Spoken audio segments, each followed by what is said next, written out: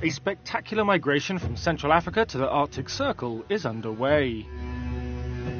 In what organisers are calling the largest-scale public art installation ever attempted, a growing carnival of zoologically accurate animal puppets are making the 12,000-mile or 20,000-kilometre journey.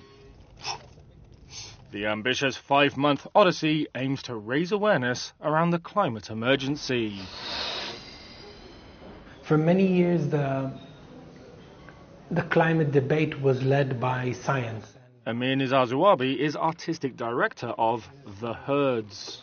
And one of the problems with it being about climate and science is scientists are very clever people, and then you also hope they find the solutions for all the problems. Part of what we're trying to do by saying, no, it's about nature, it's about us, it's us. The project began in the Congo Basin, home to the world's second-largest tropical rainforest. Recycled materials have been used to make the creatures ranging from gorillas to a towering giraffe. There was something for me that was very tempting or alluring in the fact that they need to be made from very simple materials. They need to almost look like Earth.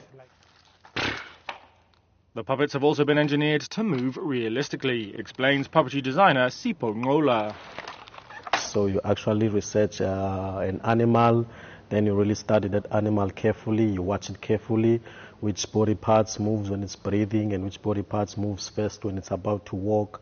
And there's 3 things you look at the animals. It's a breath, and it's the way of moving, and what the animal does actually.